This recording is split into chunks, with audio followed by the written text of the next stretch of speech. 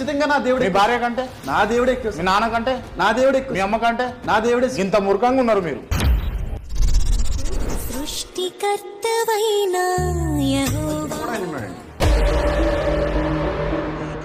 తలల మీద బంగారు వజ్రాల కిరీటాలు ఉంటాయి. మరి యేసు ప్రభు తల మీద ఏం కిరీటం మీరు చూస్తారు? దాని తర్వాత మీరు లేరు అని అనుకుంటే మీరు ఏం కోరుకుంటారు? దేవుడు వచ్చి నన్ను కోరిక అడుగుతున్నా సార్. ముందు క్రాంతి గారిని, కరుణాకర్ గారిని, లలిత్ గారిని, రాధా మనోహర్ దాస్ గారిని,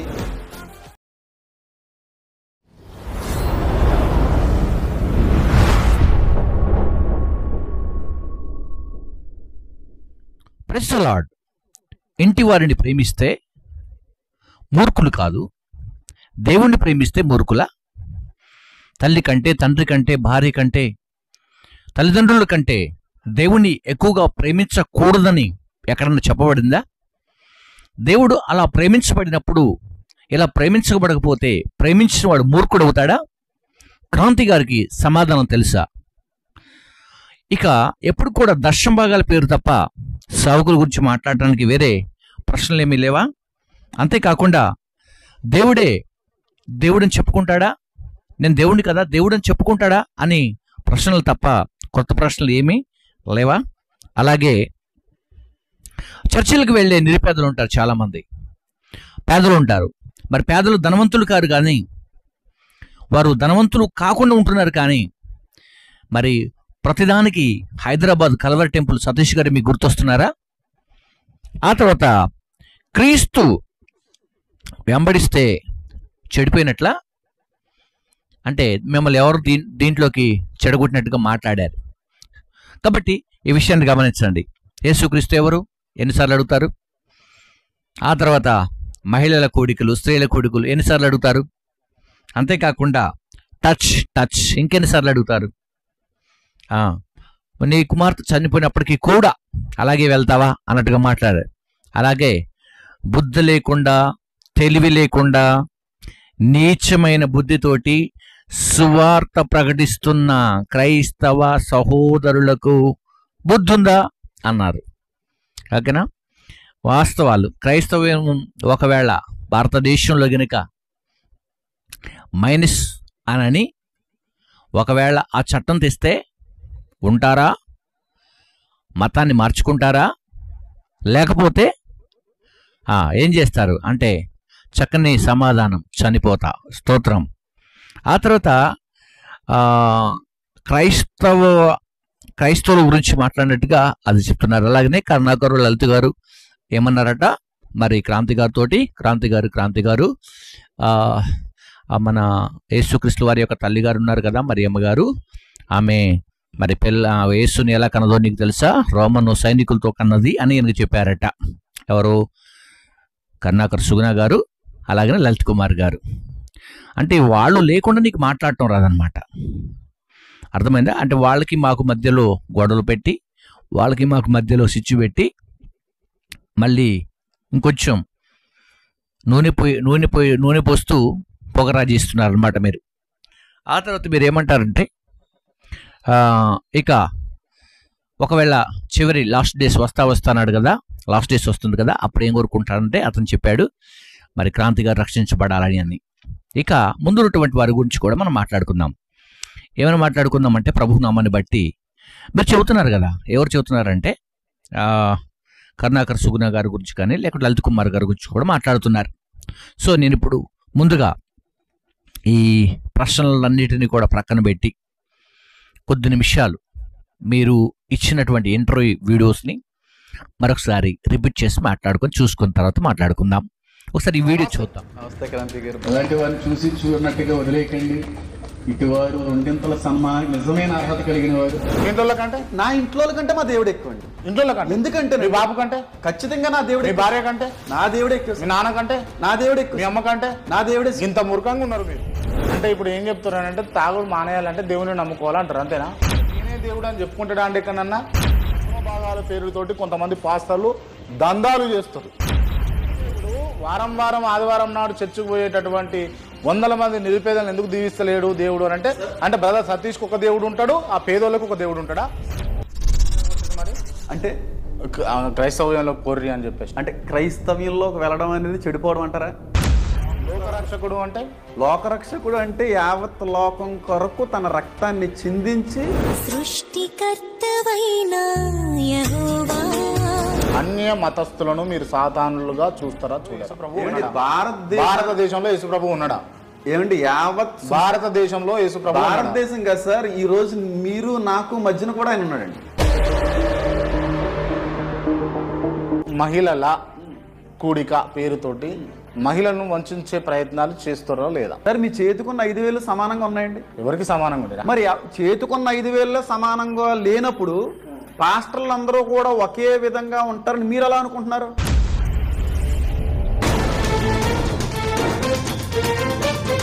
అండ్ ఇంకోటి టాచ్ టాచ్ టాచ్ టాచ్ అనగానే దేవుడేనా?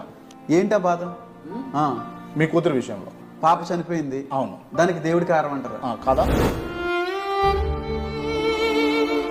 ఉండకూడదు అని చెప్పేసి ఏదైనా చట్టం జీవో తీసుకొని వచ్చారు అనుకోండి, ఓకే, అప్పుడు మీరు మతం మారుతారా లేకపోతే బయట దేశం పోతారా? ఇప్పుడు నువ్వు కానీ మా మతంలోకి రాకపోతే నిన్ను చంపేస్తాము అనే చట్టం వచ్చింది అనుకోండి, హ్యాపీగా చచ్చిపోతాం సార్. చచ్చిపోతాం. మతం మారం, మతం మారదు, మారం సార్. ప్రాణం కంటే మతమే ఎక్కువ అంటారు. ఈ అంశాన్ని గమనిస్తే లలిత్ లేకపోతే కరుణాకర్ సుగ్నా చెప్పినట్టుగా రోమన్ సైనికులతోటి అక్రమ సంబంధం పెట్టుకోవడం వల్ల మరియకు యేసు ప్రభు పుట్టిండా అని అంటే అది ఘోరమైనటువంటి పాపం సార్.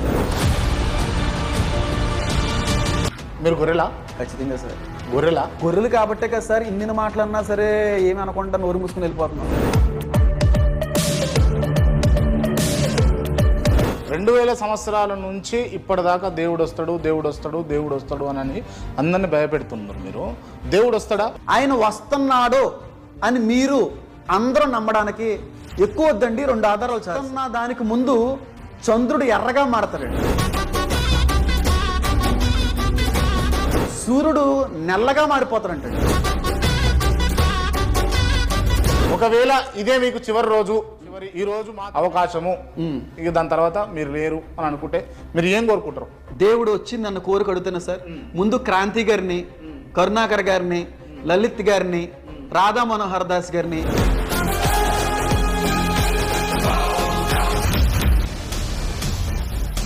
చూశారు కదా. అయితే ఈ సమయంలో ముందుగా వీటన్నిటికి బదులుగా నేను ఒక విషయాన్ని మీకు గుర్తు చేస్తాను. ఏంటి ఆ విషయం అంటే, యేసుక్రీస్తు వారి యొక్క తల్లి గారి గురించి తప్పుగా మాట్లాడిన, యేసుక్రీస్తు గురించి తప్పుగా బోధించిన, యేసుక్రీస్తు వారి గురించి ఇంకా ఎంతోమందిని ఒకవేళ మోటివేషన్ చేసినా చేయకపోయినా, క్రీస్తు దేవుడు కాదన్నా దేవుడు అవునన్నా, వీరు మాత్రం కరుణాకర్ సుగుణ కానీ, లలిత్ కుమార్ గారు కానీ, అలాగనే హమారా ప్రసాద్ గారు కానీ, ఎక్స్ ప్రవీణ్ కానీ, ఎక్స్ పాస్టర్స్ ఎవరైతే ఉంటారో వాళ్ళందరూ కూడా రక్షించబడి, మళ్ళా చెబుతున్నాను గుర్తుపెట్టుకొని, రక్షించబడి వారు మాత్రము ఇప్పుడు చేసే పని కూడా దేవుని పని చేస్తున్నారు. వాళ్ళు అర్థమవుతుందా? వాళ్ళు దేవునికి వ్యతిరేకమైన పని చేస్తున్నారు కదా అని మీరు అనుకోవచ్చు. అయితే నేను ఒక విషయాన్ని మీకు చెబుతాను. కరుణాకర్ సుగుణ గారు ఎవరంటే క్రైస్తవుడు, లలిత్ కుమార్ ఎవరంటే క్రైస్తవులు, హమారా ప్రసాద్ ఎవరంటే క్రైస్తవులు, ఎక్స్ ప్రవీణ్ ఎవరు క్రైస్తవులు, ఇక్కడ ఎక్స్ పాస్టర్స్ ఉన్నారు, వాళ్ళందరూ కూడా క్రైస్తవులే. వాళ్ళే బోధిస్తున్నారు ఇక్కడ. మరి క్రైస్తవులు కానటువంటి వారు ఎవరైనా బోధిస్తున్నారా? క్రైస్తవులు కానటువంటి వారు ఎవరైనా ఇలా మాట్లాడుతున్నారా యేసుక్రీస్తు వారి గురించి అంటే? నో, ఎవరు మాట్లాడట్లేదు, వీళ్ళే మాట్లాడుతున్నారు. ఎందుకు మాట్లాడుతున్నారంటే, మరి గడిచినటువంటి బైబిల్ యొక్క గ్రంథ ధ్యానములో నిర్గమాకాండంలో ఫరో ఉంటాడు. దేవుని ప్రజలకు తన మనస్సును విరోధముగా దేవుడే చేశాడు. అలాగే ఇప్పటికీ కూడా కరుణాకర్ సుగుణ గారు కానివ్వండి, లేకుంటే లలిత్ కుమార్ కానివ్వండి, ఇక్కడ ఉన్నటువంటి వీళ్ళందరినీ కూడా దేవుడే వాడుకుంటున్నాడు, వీళ్ళ ద్వారా పరిచర్య జరిగిస్తున్నాడు. ఒకవేళ అది ఎక్స్ పరిచర్య అని మీరు అనుకోవచ్చు, నేనంటాను అది ప్లస్ పరిచర్య అవుద్ది. ఒకవేళ ఇప్పుడు వాళ్ళు అలా మాట్లాడొచ్చు, కానీ అంత జ్ఞానము అంత తెలివి క్రైస్తవులైన వారికి మాత్రమే ఉంటుంది. వారి జ్ఞానమంతా క్రైస్తవ జ్ఞానం, వారి జ్ఞానమంతా క్రీస్తును వెంబడించిన జ్ఞానం, వారి జ్ఞానమంతా క్రీస్తు ఆలోచనలతో కూడినటువంటి జ్ఞానం. కాబట్టే ఈ రోజున వాళ్ళంత చక్కగా మాట్లాడుతున్నారు. ఒకవేళ వాళ్ళు విమర్శిస్తున్నారు కదా అంటారు. చూద్దాం ఒకసారి బైబిల్ ఏం చెబుతుందంటే, యేసుక్రీస్తు వారికి శిష్యులు ఉన్నారు. 12 మంది శిష్యులు ఉన్నారు. 11తో పాటు ప్లస్ ఒకటి 12 అయ్యారు. 12 మంది శిష్యుల్లో ఒక శిష్యుడు, అంటే 11 ఇప్పుడు ప్రక్కన పెడితే ఒక శిష్యుడు ఉన్నాడు. ఆయన యేసుక్రీస్తు వారిని పట్టించాడు, కొన్ని వెండి నాణ్యాలకు పట్టించాడు. గమనించండి. అయితే ఆయన్ని పట్టించడానికి దేవుడు అపవాదుని కూడా వాడుకున్నాడు. అర్థమవుతుందా? అంటే ఆలోచనలు అలా వాడుకున్నాడు. గమనించండి ఇక్కడ. ఇప్పుడు యేసుక్రీస్తు వారిని కనుక అమ్మేస్తే, ఆ డబ్బు వస్తే నేను జాయ్ అండ్ ఎంజాయ్, నేను అలా జాయ్గా చేయటానికి లేకుంటే ఎంజాయ్ చేయడానికి యేసుక్రీస్తు వారిని పట్టించాలి, లేక డబ్బు కోసం పట్టించాలని అనుకుంటే ఆ వ్యక్తి ఏం చేయాలంటే ఆ డబ్బు సంచి తీసుకొని వెళ్ళిపోయి ఎక్కడో హ్యాపీగా బ్రతకాలి. కానీ ఆ వ్యక్తి అలా బ్రతకలేదు. ఏమయ్యాడు మరి? చనిపోయాడు. ఆ డబ్బులు తీసుకువెళ్ళి ఒక దేవాలయంలో పడేసి, ఆ డబ్బుల సంచిని ఒక దేవాలయంలో పడేసి, ఆ వెండి నాణ్యాలను పడేసి, నేను తప్పు చేశాను, ఏమండి, నేను తప్పు చేశాను కాబట్టి నాకు తెలియకుండా, ప్రమేయం లేకుండానే ఈ పని జరిగిపోయింది అని ఆయన పశ్చాత్తాపపడి ప్రభు కొరకు ప్రాణాన్ని పెట్టాడు. ఈ సంగతి మీకు తెలుసా? కాబట్టి ఈ రోజున ఇలాంటి పరిచర్య చేస్తున్న ప్రతి ఒక్కరూ కూడా ఒక దినమున ప్రభు కొరకు ప్రాణం పెడతారు. ఒక దిన ప్రభు కొరకు వాళ్ళు ఎదురు చూస్తారు. అయితే క్రాంతిగా ఉన్నటువంటి నువ్వు మాత్రం రక్షించబడాలి. అందుకే చివరిలో మీరు అడిగారు, మీకోసం మీరు రక్షించబడాలని అడుగుతానన్నాడు. కాబట్టి నువ్వు మాత్రమే రక్షించబడాలి. ఇప్పుడు ఎవరైతే మీకు ఆ పేరు ఈ పేరు చెప్పినటువంటి వాళ్ళు ఉన్నారో ఎవరు అవసరం లేదు, వాళ్ళంతా రక్షించబడ్డారు ఆల్రెడీ. వాళ్ళు చేస్తున్న పని కూడా దేవుని పని చేస్తున్నారని నేను అంటున్నాను. దేవుని పని మాత్రమే వాళ్ళు జరిగిస్తున్నారు. వాళ్ళ ద్వారా మన తెలుగు రాష్ట్రాలే కాకుండా అనేక రాష్ట్రాల్లో కూడా క్రైస్తవ్యంలోనికి మంచి ఉదాహరణలు తీసుకొచ్చారు వాళ్ళు. ఇంకా వారు వచ్చిన తర్వాత క్రైస్తవ్యంలో ఉన్నటువంటి విశ్వాసం చాలా బలంగా తయారైంది. వారు అలా బోధించడం ద్వారా ఇంకా హైందవ సమాజంలో ఉన్నటువంటి వారు చక్కగా అర్థం చేసుకుంటూ క్రీస్తులోనికి వస్తున్నారు. వాళ్ళు సత్యాన్ని తెలుసుకుంటున్నారు. వాళ్ళు మీకు తెలుసా, మీకు తెలియకుండానే మీ అందరూ చూస్తూ ఉండగానే దేవుడు ఇలా పనులు జరిగిస్తున్నాడు. కాబట్టి ఈ విషయంలో వాళ్ళ మీద మాకు ఎలాంటి ద్వేషం లేదు, ఎలాంటి కోపం లేదు. Okay, right. ఇక మీరు మాట్లాడినటువంటి మాట మూర్ఖులు అన్నారు కదా, మూర్ఖత్వం అన్నారు. మూర్ఖత్వం అనేది ప్రభు యొక్క కృపలో ఎలా ఉంటుందో నేను జ్ఞాపకం చేస్తాను. ఎందుకు ఈ మాట మీరు మాట్లాడినప్పటికీ కూడా ఈ సందర్భాన్ని మీకు గుర్తు చేసి ముందుకు తీసుకొస్తాను. బైబిల్ గ్రంథంలో యోబు గారు ఉంటారు. క్రాంతి గారు చెప్పేది మీకే, చక్కగా వినండి. బైబిల్ గ్రంథంలో యోబు గారు ఉంటారు. యోబు గారికి చాలా ఆస్తులున్నాయి. చాలామంది పని వాళ్ళు ఉన్నారు. ఆ పని భారంలో, పనులలో ఉన్నప్పుడు దేవుడు మరి ఈ భూమి మీద ఉన్నటువంటి జ్ఞాపకం చేసుకున్నప్పుడు అక్కడికి వచ్చినటువంటి అపవాది, ఈ భూమి మీద ఉన్నటువంటి యోబు చాలా మరి చక్కని వ్యక్తి, అంతేకాకుండా అతడు యథార్థవంతుడును నీతిమంతుడు అని చెప్పాడు. చెబితే అతను వట్టిగానే ఉన్నాడా, నువ్వు ఆస్తులు ఇవ్వబట్టే ఉన్నాడు, ఆస్తి ఉండబట్టే అతడు నిన్ను అలా ప్రేమిస్తున్నాడు అని అంటే, సరే చాయిస్ తీసుకో, మనం అన్నీ కూడా తీసేసిన తర్వాత, ఆస్తులన్నీ కూడా తీసేసిన తర్వాత మరి ఎలా ఉంటాడు అనేది ఒక ఎగ్జామ్ పరీక్ష పెట్టినప్పుడు ఆస్తులన్నీ పోయాయి. ఉన్నటువంటి 10 మంది పిల్లలు కూడా చనిపోయారు. 10 మంది పిల్లలు, ఏమండి, 10 మంది పిల్లలు కూడా చనిపోయారు. ఆస్తులన్నీ కూడా పోయాయి. పోయిన తర్వాత తన శరీరం అంతా కూడా అనారోగ్యం పాలైపోయింది. అనారోగ్యం పాలైపోయిన తర్వాత తన భార్య వచ్చి అంటుంది, ఇంకా ఆ దేవుని పైననే విశ్వాసం ఉంచుతావా? ఇంకా ఆ దేవుని పైన భక్తి కలిగి ఉంటావా? కాబట్టి ఈ సమయంలో ఆయన్ని దూషించి నువ్వు చచ్చిపోమని అడిగింది. ఇప్పుడు మీరు అడిగారు కదా, నీ కుమార్తె చనిపోయింది, నీ తల్లిదండ్రుల్ని ప్రేమిస్తావా దేవుని కంటే, నీ బిడ్డల కంటే అని అన్నారు కదా. అంటే మూర్ఖంగా అనిపించట్లేదా అని అన్నారు. మూర్ఖత్వం అంటే ఏంటో నేను ఇప్పుడు చెప్పబోతున్నాను మీకు. అదే అన్నప్పుడు అతని భార్య వచ్చి అంటుందట. ఏమంటుందో నేను మీకు ఈ రెఫరెన్స్ చేస్తాను, చూడండి ఒకసారి. అతని భార్య వచ్చి, నీవు ఇంకనూ యథార్థతను వదలక ఉందువా? దేవుణ్ణి దూషించి మరణం కమ్మని చెప్పాను. అర్థమైందా? చాలామంది నీలాంటి ఇంటర్వ్యూ చేసేవాళ్ళు ఇలా మాట్లాడుతూ ఉంటారు. అప్పుడు యోబు గారు ఏమన్నారో చూద్దాం ఒకసారి. అందుకతడు, మూర్ఖురాలు మాట్లాడినట్లు నువ్వు మాట్లాడకు. మూర్ఖురాలు మాట్లాడినట్టు అర్థమవుతుందా? అంటే ఒక వ్యక్తి ఒక విశ్వాసములో తన జీవితాన్ని కొనసాగిస్తున్నప్పుడు ఆస్తులు పోయినా, ధనము పోయినా, బంగారము పోయినా, ఏమండి కన్న బిడ్డలు పోయినప్పటికీ కూడా ఒక విశ్వాసంలో ఉన్న వ్యక్తిని విశ్వాసమును విడిచిపెట్టమని నువ్వు అంటే, ఆ రోజు ఆమె మూర్ఖురాలుగా మాట్లాడింది, ఈ రోజు నువ్వు మాట్లాడుతున్నావు. అర్థమవుతుందా? దానికంటే, తండ్రి కంటే, తల్లి కంటే అసలు అది క్వశ్చనేనా? ఆ తల్లిదండ్రులు కూడా దేవుడే, ఆ బిడ్డలు కూడా దేవుడే.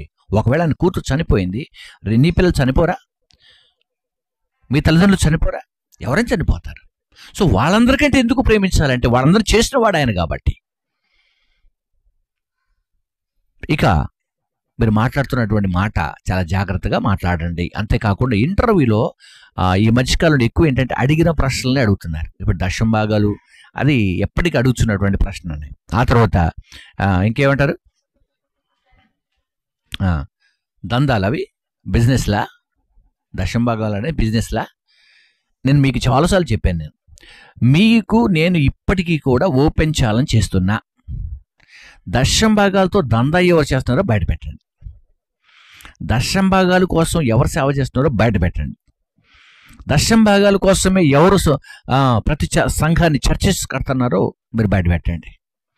అప్పుడు ఈ మాట మాట్లాడండి. మీకు ఎన్నిసార్లు చెప్పినాక నేను అదే చెబుతూ ఉంటాను. ఆ తర్వాత ఏమన్నారు, క్రీస్తు వెంబడిస్తే చెడిపోయినట్ల. అంటే ఎవరు చెడగొట్టారు నిన్ను అన్నారు కదా, అంటే యేసుని తెలుసుకుంటే చెడిపోయినట్టు మీ దృష్టిలో. ఇప్పుడు యేసును కాకుండా ఎవరిని వెంబడిస్తే మరి చెడిపోనట్టు కదా. నిన్న పోయినటువంటి మాసంలో డిసెంబర్ 31 గురించి కూడా చాలా మీలాంటి వాళ్ళు పెట్టారు అక్కడ, డిసెంబర్ వద్దు ఉగాది ముద్దు అని. ఓకేనా? ఈ డిసెంబర్ వద్దు అన్నటువంటి రెఫరెన్స్ని, లేక ఉగాది ముద్దు అన్నటువంటి రెఫరెన్స్ని ఒకసారి కోట్ చేసుకుంటే, అక్కడ ఏమన్నా బార్ షాపుల ముందు క్రైస్తవులు ఉన్నారా? పబ్బుల ముందు క్రైస్తవులు ఉన్నారా? డీజిల్ ముందు క్రైస్తవులు ఉన్నారా? ఎక్కడున్నారు మరి? సావుకులు మరి క్రైస్తవులుగా ఉన్నటువంటి వారందరూ కూడా 31st నైట్ ఎవ్రీ వన్ చర్చ్లో ఆరాధన చేస్తూ గడిచినటువంటి సంవత్సరం అంతా కాపాడినందుకు, మరొక సంవత్సరాన్ని దయాకిరీటంగా ఇవ్వబోతున్నందుకు దేవుని స్తుతిస్తూ గణపరుస్తూ ప్రార్థనలు ఆరాధనలు చేస్తూ వారి జీవితాన్ని ప్రభుకు సమర్పిస్తూ ఆ దినమంతా గడిపారు. మరి ఉగాది ముద్దు అన్నటువంటి మరి మీరెక్కడ ఉన్నారు? బార్ల ముందు, పబ్బుల ముందు, డీజిల్ ముందు, ఇళ్ల పైన కేకలు వేస్తూ, శబ్దాలు చేస్తూ, లైట్లు పగలగొడుతూ తిరుగుతున్నటువంటి వారు. అర్థమవుతుందా? క్రీస్తును వెంబడిస్తే ఏమండి చెడిపోయినట్టు అన్నారు. మరి చెడిపోయిన ఇప్పుడు ఎవరు చెడిపోయారు? ఎవరిని చెడగొడుతున్నారు? ఎవరు ప్రేరేపిస్తున్నారు? ఈ విషయాన్ని మీరు జ్ఞాపకం చేసుకోండి. ఇక ఆ తర్వాత ఏమంటారంటే స్త్రీల కోడిక. ఎప్పటికీ ఇంక అదేనండి, స్త్రీల కోడికలు, అంతేకాకుండా పురుషుల కోడికలు అని అన్నీ ఎప్పటికీ అడిగినటువంటి ఇంకా మీ దగ్గర ఏముండవా? అసలు క్రైస్తవ పాస్టర్స్ చేయబట్టి నీ ఛానల్ ఇప్పుడు గ్రోత్లోకి వచ్చింది ఎక్కువగా. దీని అంతటికీ కారణం అమారా ప్రసాద్ గారు. వారికి ముందు మీరు కృతజ్ఞతలు తెలియజేయాలి. వారు గుర్తు చేస్తేనే మీరు పాస్టర్స్ని పిలవటం ప్రారంభించారు. ఈ క్రెడిట్ అంతా అమారా ప్రసాద్ గారికి దక్కాలి. ఓకేనా? రైట్. ఇక తర్వాత టచ్ ఇది పాత సోది. ఇంకెప్పటికి కూడా ఈ సోది తప్ప ఇంకేం లేదు. ఇక తన కుమార్తె చనిపోవడం అంటే ఇప్పుడు నేను మాట్లాడిన విషయం. ఇక సువార్తను గురించి బుద్ధి లేకుండా, తెలివి లేకుండా, ఆ తర్వాత ఏమంటారు, క్రైస్తవులకు బుద్ధి ఉందా? ఈ ప్రశ్న అడిగే వాళ్ళకి అసలు ముందుందా? ఈ ప్రశ్న అడిగే వాళ్ళకి ఇవుందా? నీచమా? సువార్త ప్రకటించడం నీచమా? సువార్త ప్రకటించడం నీచమైందా? మాట్లాడేటప్పుడు కనీసం కొంచెం అన్నా ఎవడో చెప్పాడని కాదు, అక్కడ కనీసం జర్నలిస్టు స్టడీ చేశారు, కొంచెం అన్నా ఆ సోషల్ ఉండాలి మరి మీ దగ్గర.